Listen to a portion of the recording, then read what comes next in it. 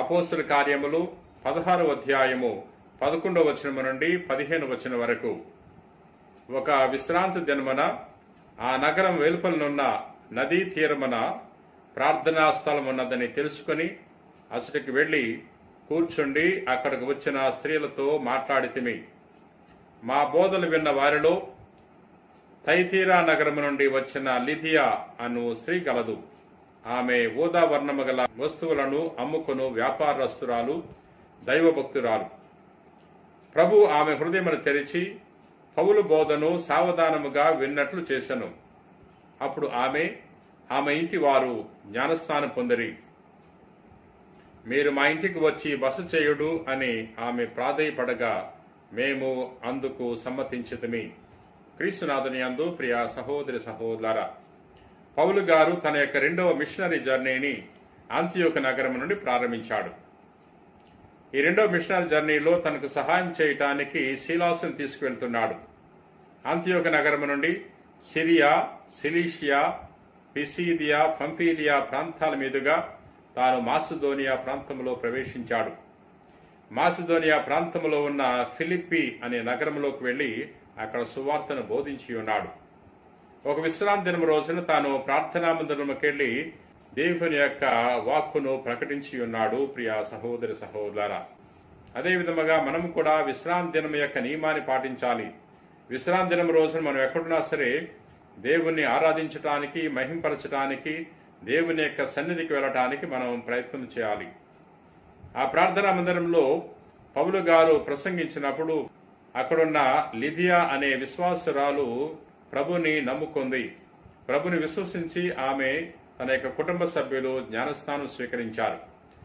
ఆమె జ్ఞానస్నానం స్వీకరించిన తర్వాత పౌలు గారిని, తన యొక్క అనుచరులను తన గృహానికి ఆహ్వానించుకుంది.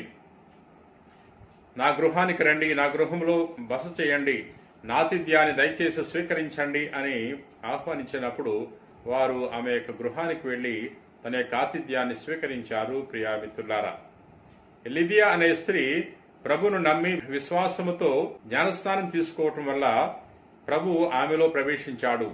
ఆమె హృదయంలో ప్రవేశించటం వల్ల ఆమె ఆనందం పొందుకుంది, నూతన ఉత్సాహాన్ని పొందుకుంది, నూతన జీవితాన్ని పొందుకుంది. అందుకనే ఆమె ప్రభు పేరట వచ్చిన పౌలు గారిని తన గృహానికి ఆహ్వానించుకుంది. ప్రియా సహోదరి సహోదరులారా, మనం కూడా ప్రభు యొక్క బోధలు ఆలకించినప్పుడు, ప్రభుని ఆరాధించినప్పుడు మనకు కూడా నూతన ఉత్సాహం వస్తుంది, నూతన శక్తి వస్తుంది. ప్రభు మనలో ప్రవేశిస్తాడు. ఈ లిథియా స్త్రీ ఏ విధంగా అయితే ప్రభు పేరట వచ్చిన వారిని ఆహ్వానించుకుని ప్రభు యొక్క సువార్త సేవకు సహాయపడిందో అదే విధముగా మనం కూడా ప్రభు యొక్క సువార్త సేవకు సహాయపడటానికి ప్రయత్నం చేద్దాం. నేటి సువార్తలో యేసు ప్రభు తనకు సాక్షులుగా జీవించమని తెలియజేస్తున్నారు. యోహాను సువార్త 15వ అధ్యాయము 26వ వచనం నుండి 16వ అధ్యాయము 4వ వచనం వరకు. నేను తండ్రి యొద్ద నుండి మీ యొద్దకు పంపనున్న ఓదార్చడివాడు, తండ్రి యొద్ద నుండి వచ్చు సత్య స్వరూపియగు ఆత్మ వచ్చినప్పుడు ఆయన నన్ను గురించి సాక్ష్యమిచ్చును. మీరు మొదటి నుండి నా వెంట ఉన్నారు కనుక మీరు నా గురించిన సాక్షులు. మీరు పతనము చెందకుండుటకు నేను ఇవి అన్నియు మీతో చెప్పితిని. వారు మేము ప్రార్థనా మందిరం నుండి వెలివేయుదురు.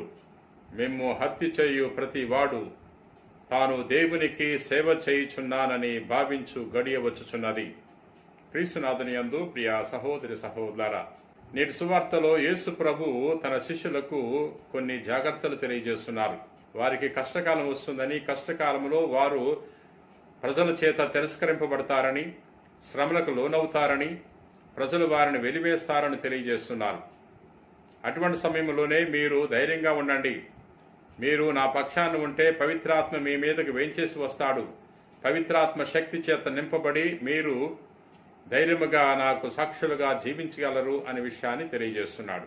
అవును ప్రియ సహోదరి సహోదరులారా, మనం కూడా మన జీవితంలో ప్రభు పక్షానున్నప్పుడు, ప్రభు మీద ఆధారపడినప్పుడు ప్రభు తన యొక్క ఆత్మను దయచేస్తాడు. తన యొక్క ఆత్మశక్తితో మనము ప్రభుకి సాక్షులుగా జీవించగలము. ప్రార్థన చేసుకుందాం. ప్రేమ కలిగిన ప్రభువా, దయగిన సర్వేశ్వర, ప్రభువా నేను స్తుతిస్తున్నాం, మహింపరుస్తున్నాం, ఘనపరుస్తున్నాం. ఓ గొప్ప దేవుడా, మరొకసారి నీ వాక్యం ద్వారా మాతో మాట్లాడినందుకు వేలాది వందనాలు. ప్రభువా, నేటి మొదటి పట్టణంలో లిదియా అనే గొప్ప విశ్వాసురాలు గురించి ధ్యానం చేసుకుని ఉన్నాం. ప్రభువా, ఆమె నీ బోధలు ఆలకించి విశ్వాసాన్ని పొందుకుని జ్ఞానస్నానం స్వీకరించింది.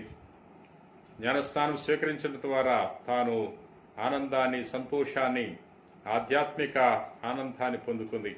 ప్రభువా, మేము కూడా నీ వాక్యాన్ని చదివి ధ్యానం చేసుకుని నీ యొక్క శక్తిని, బలాన్ని, సంతోషాన్ని పొందుకుని వాక్యాన్ని దయచేయండి.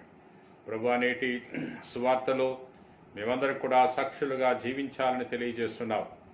ప్రభువా, నీ సందేశము కొరకు మేము ఎల్లవేళలా సాక్షిపూరితమైన జీవితాన్ని జీవించే వాక్యాన్ని దయచేయండి.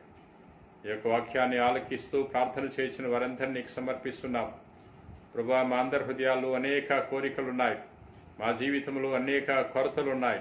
ప్రభువా, నిశ్చితమైతే మా యొక్క అవసరాలన్నింటినీ కూడా దయతో మన్నించమని మా నాథుడైన క్రీస్తు ద్వారా మనవి చేయుచున్నాం తండ్రి. ఆమెన్.